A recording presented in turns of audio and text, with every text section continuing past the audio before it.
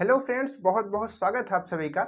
आज की वीडियो में हम लोग बात करेंगे ट्रांसलेटर्स के बारे में। कितने तरीके के ट्रांसलेटर होते हैं, इंटरप्रेटर क्या होता है, कंपाइलर क्या होता है, असेंबलर क्या होता है, इन सारी चीज़ों के बारे में बात करेंगे। और आपको बता दें कि ये जो बेसिक लैंग्वेज का चैप्टर हमारा चल रहा है, ये इसकी सेकेंड वीडियो है। इसकी पिछली वीडियो में हम लोगों ने प्रोग्रामिंग लैंग्वेज के बारे में बात किया था और वहाँ पर हमने आपको बताया था कि जो लो लेवल लैंग्वेज होती है, हाई लेवल लैंग्वेज होती है, ये एक दूसरे से कैसे डिफरेंस होती है, जो कि बहुत ही इंपॉर्टेंट क्वेश्चन है। एग्जाम में कई बारी पूछा गया है। तो अगर आप इन चीज़ों को नहीं देखे हैं तो आप पीछे जाइए, चैनल पे जाइए, उन चीज़ों को भी देखिए और बाकी के चैप्टर्स की भी वीडियोस देखिए जो कंप्यूटर की पड़ी हुई हैं। ठीक है, तो चलिए स्टार्ट करते हैं। आज का जो टॉपिक्स है हमारे पास क्या है, आज का टॉपिक है ट्रांसलेटर। ट्रांसलेटर, ठीक है। ट्रांसलेटर वर्ड्स तो आपने कहीं ना कहीं सुना होगा, जैसे कि कोई भी लैंग्वेज में दूसरी लैंग्वेज में ट्रांसलेट करने के लिए ट्रांसलेटर का यूज किया जाता है। तो यहाँ पर बेसिक लैंग्वेज में ट्रांसलेटर का क्या मतलब है, उसके लिए आप यहाँ पर एक छोटा सा डायग्राम समझिए। कैसा डायग्राम? देखिए, ये है एक कंप्यूटर, छोटा सा कंप्यूटर है हमारा। ठीक है, कंप्यूटर का मॉनिटर बना देते हैं हम। ठीक, जो कंप्यूटर होता है ये केवल एक लैंग्वेज को समझता है जिसका नाम होता है मशीन लैंग्वेज। क्या नाम होता है? Machine language.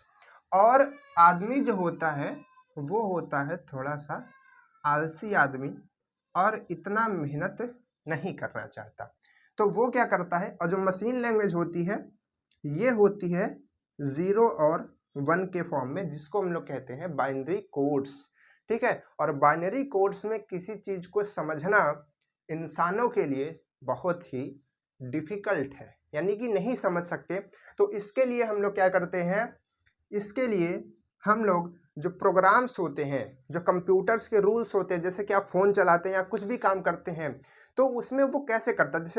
जैसे आप कैमरे के जो आइकन बना रहता है उस पर क्लिक करते हो तो कैमरा खुल जाता है, व्हाट्सएप पे क्लिक करते हो तो व्हाट्सएप खुल जाता है, फिर नंबर किसी का सेव कर लेते हैं, कुछ भी कर सकते हैं।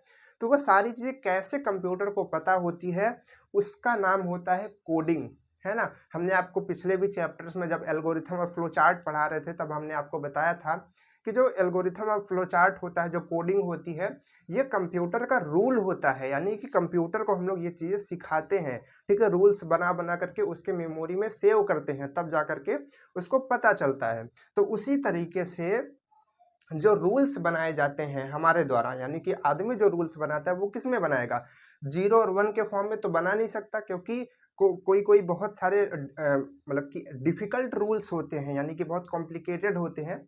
तो 0 और 1 के फॉर्म में लिखना बहुत ही डिफ़िकल्ट हो जाएगा। तो इस वजह से जो इंसान है वो क्या करता है, इन कोड्स को बनाता है इंग्लिश लैंग्वेज में।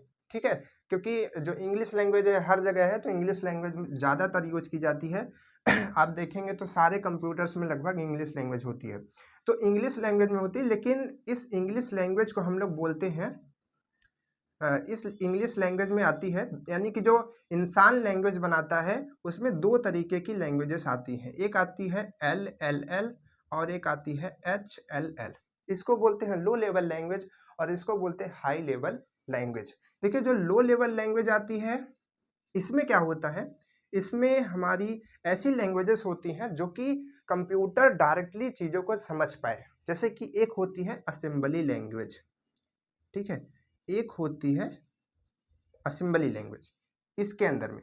और जो हाई लेवल लैंग्वेज होती है इसके अंदर में होती है, मतलब कि इसमें जो लैंग्वेजेस लिखी जाती है, इसमें ऐसे समझिए, जो लो लेवल लैंग्वेज होती है इसमें होते हैं सिंबल्स, ठीक है। और जो ये हाई लेवल लैंग्वेज होती है ये लिखी जाती है इंग्लिश लैंग्वेज में, यानी कि ये सिंबल्स में होती है, ये इंग्लिश लैंग्वेज में होती है। तो इन दोनों को तो कंप्यूटर समझ नहीं सकता, आदमियों के द्वारा ये दोनों बनाई गई हैं, ठीक है। तो इस वजह से इसको कन्वर्ट करने के लिए जिस चीज़ का इस्तेमाल किया जाता है उसका नाम क्या होता है, ट्रांसलेटर होता है। आई होप आप समझ पाए होंगे ट्रांसलेटर क्या करता है। फिर से समझिए, ये इंसान है जिसने सिंबल्स वाली लैंग्वेजेस बनाई है जिसको लो लेवल लैंग्वेज कहते हैं। ये इंसान है जिसने इंग्लिश लैंग्वेज बनाई है जिसको हाई लेवल लैंग्वेज कहते हैं, जिसमें वो अपने प्रोग्राम्स लिखता है, कंप्यूटर के रूल्स बनाता है। लेकिन जो हमारा कंप्यूटर है वो तो है भाई सर्वशक्तिमान आदमी। वो तो कहेगा देखो ना भैया, हम केवल एक लैंग्वेज समझेंगे, अपनी लैंग्वेज, है ना। अपनी लैंग्वेज कौन सी? बाइनरी कोड 0 और 1 के फॉर्म में समझता है।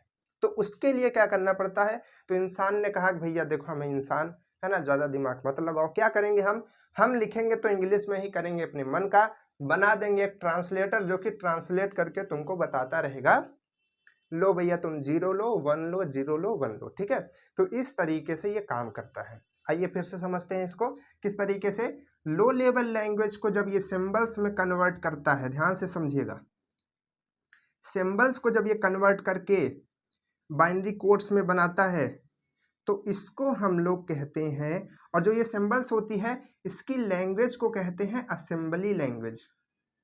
क्या कहते हैं? असेंबली लैंग्वेज जो होती है इसमें जो कोड्स होते हैं सिंबल्स में होते हैं, ठीक है, सिंबल्स में होते हैं। और एक होती है हाई लेवल लैंग्वेज। इसमें कौन कौन सी लैंग्वेजेस आती हैं? इसमें आती हैं पाइथन, आपने सुना होगा, C++ आपने सुना होगा, बेसिक तो हम लोग पढ़ने ही वाले हैं। तो ये लैंग्वेजेस होती हैं हाई लेवल लैंग्वेजेस, ठीक है। किसमें लिखी जाती हैं? फिर से यहाँ पर हमने इरेज कर दिया, चलिए साइन में हम बना देते हैं। ये लिखी जाती हैं, ये लिखी जाती हैं सिंबल्स में, ठीक है। और ये किस में लिखी जाती है? ये लिखी जाती है इंग्लिश में, ठीक है। तो ये क्या करता है? सिंबल्स को, जिसको असेंबली लैंग्वेज कहते हैं, उसको कन्वर्ट करता है। कौन कन्वर्ट करता है? ट्रांसलेटर कन्वर्ट करता है, ठीक है। इसको आप याद रखिएगा, ट्रांसलेटर कन्वर्ट करके उसको लाता है मशीन लैंग्वेज में। उसी तरीके से जो पाइथन और C++ और बेसिक की लैंग्वेजेस होती हैं, इसको भी हमारा ट्रांसलेटर कन्वर्ट करता है और कन्वर्ट करके किस में लाता है? मशीन लैंग्वेज में, ठीक है। आई होप आप ट्रांसलेटर का काम समझ गए होंगे। अब चलिए ट्रांसलेटर कितने तरीके के होते हैं उसको समझते हैं, ठीक है। और अभी तो लास्ट में आपको एक इम्पॉर्टेंट क्वेश्चन बताना है जो कि एग्जाम में पूछा ही जाता है, तो उसको जरूर से देख करके जाइएगा। चलिए, हाँ, तो जो ट्रांसलेटर होता है ये 3 तरीके का होता है। कौन कौन सा भैया? 3 तरीके का कौन कौन सा?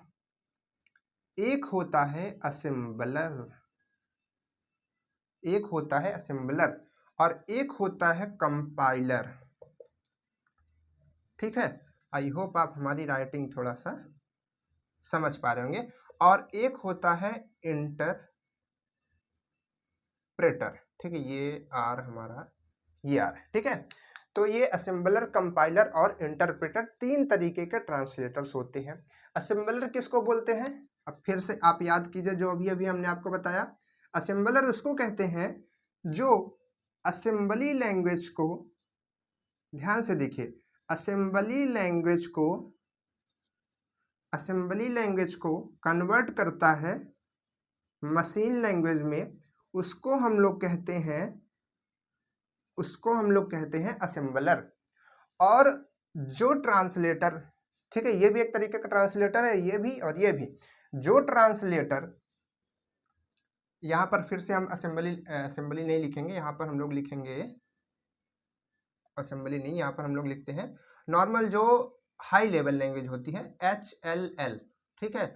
इसको जो कन्वर्ट करता है मशीन लैंग्वेज में, ठीक है, उसको हम लोग क्या कहते हैं?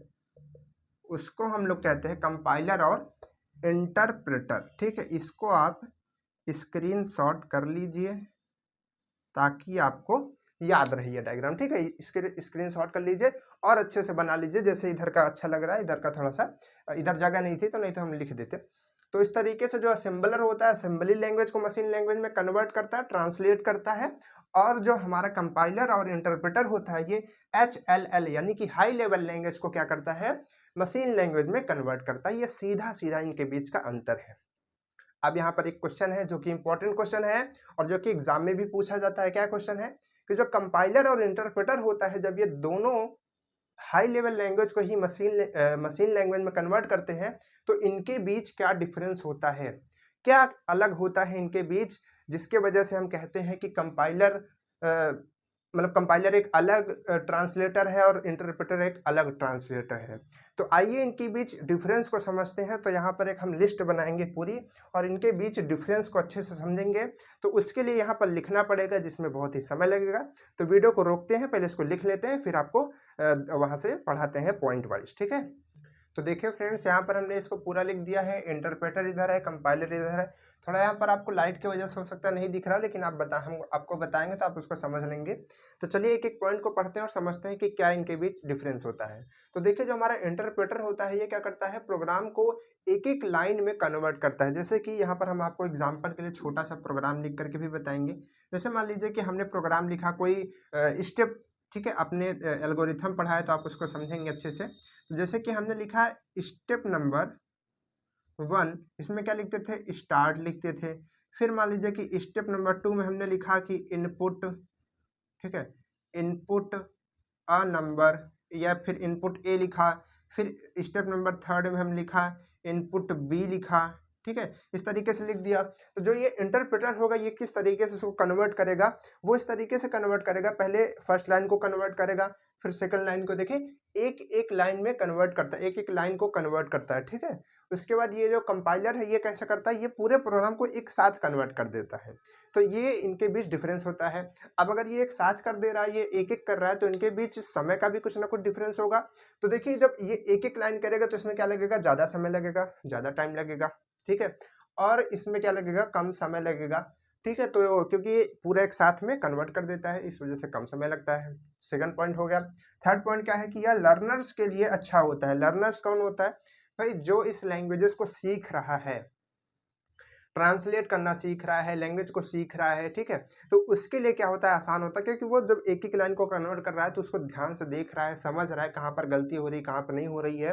तो उसके लिए जो लर्नर्स होते हैं उनके लिए ठीक होता है। और जो कंपाइलर होता है वो किसके लिए अच्छा होता है, एक्सपर्ट के लिए अच्छा होता है, क्योंकि उनको पता है, ठीक है, तो खटाक से करेंगे और जल्दी से उनको कन्वर्ट होकर के मिल जाएगा। और जहाँ पर गलती होती है, अगर गलती होती है तो उसको ठीक कर लेंगे। अब देखिए गलती की भी बात करते हैं। देखिए, जो हमारा इंटरप्रेटर होता है, इसमें जब कहीं पर गलती होती है, गलती को हम लोग कंप्यूटर में एरर बोलते हैं, यहाँ पे याद रखिएगा, एरर बोलते हैं। तो जब कहीं पर गलती होती है तो ये वहीं पर रुक जाता है। जैसे मान लीजिए कि ये स्टेप नंबर 1 कन्वर्ट करने के लिए आया, ठीक है, सही है तो कर दिया कन्वर्ट, फिर अगला कर दिया। मान लीजिए थर्ड वाले में यहीं पे गलती हो गई बीच में, ठीक है, तो ये जहाँ पर गलती हुई वहीं पर ये रुक जाएगा, और उसको जब तक कि ठीक नहीं किया जाएगा तब तक वहाँ से वो आगे कन्वर्ट नहीं करेगा। तो ये किसके लिए अच्छा होगा, लर्नर्स के लिए। समझिए कैसे, जैसे कि मान लीजिए कन्वर्ट कर रहा है और यहाँ पर आया तो रुक गया, तो उसको ये पता चल जाएगा, जो लर्नर्स है, जो सीख रहा है, उसको ये पता चल जाएगा कि हमारी गलती कहाँ पे हो रही है, उसको ठीक कर लेगा।